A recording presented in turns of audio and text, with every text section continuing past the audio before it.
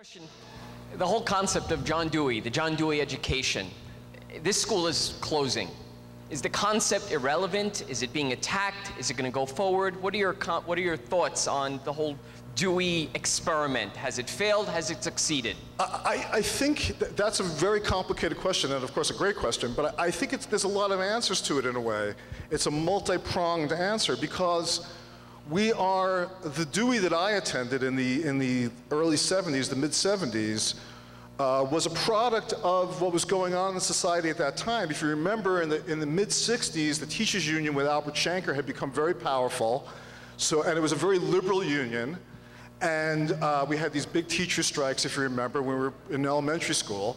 And we had liberal mayors, and public education, and being a teacher was considered one of the noblest things you could do with your life, you know, and it was revered, it was respected.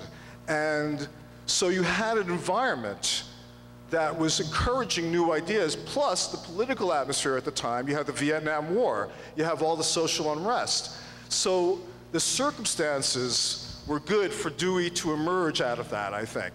In the same way as the economy changes, as the political leadership changes, which affects the society. Kids are afraid to some degree of what's going to happen when I get out of college. I can't get a job, you know, and it's true, you know. So Dewey, to some degree, that first Dewey, was kind of a product of its environment.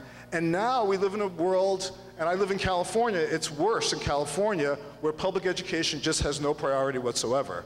And it's, you know, they passed Proposition 13 where property taxes used to pay for public education, it doesn't anymore, and it kind of took the bottom out of those public schools. California had a great public school system also, and I think you're seeing the public school systems in the country, look, at least you guys are teaching evolution, I assume. You know, if you were going to school in Texas, they wouldn't even be teaching evolution. So we've lost control, we have lost control of the public education system, in my opinion, and I think it's going to be very difficult to get it back. You know, I think we're now learning stuff. Look, our American history was skewed also, and distorted. We didn't learn about the ethnic cleansing of the Indians. We didn't really learn about the truth of slavery. You know, we didn't really learn, we just got like little bits and pieces of that stuff. You know what I mean? And now we know a lot more about that. But by the same token, there was kind of an intention, a good intention, to learn what could be learned. Now it's such a scramble because of the budget cuts. There is no, you go to Los Angeles public schools, there's no arts programs at all anymore. You cannot, there's no music programs, no arts programs, nothing. You know what I mean? They become kind of then holding cells for the kids. And they're not being stimulated, and they're getting bored, and it sort of becomes a self-fulfilling prophecy in a way. You know? And I think that it requires leadership to say, this is a priority for us. We're gonna spend money on this. And I don't know who to turn to get that answer. You know, that's one of the frustrations, I think. Where do you go? It's such an amorphous thing.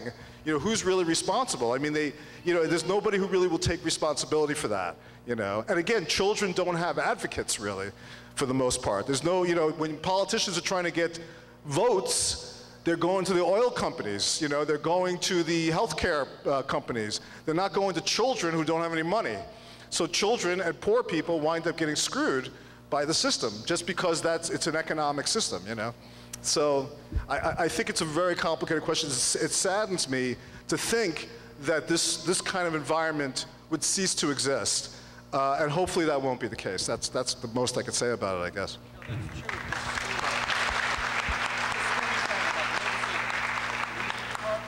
Hi, Larry. I'm a teacher. I've been teaching for 32 years. Yes, and if you could make a TV show about your experiences here at John Dewey, who would you cast as the principal, as your favorite teacher, and as you?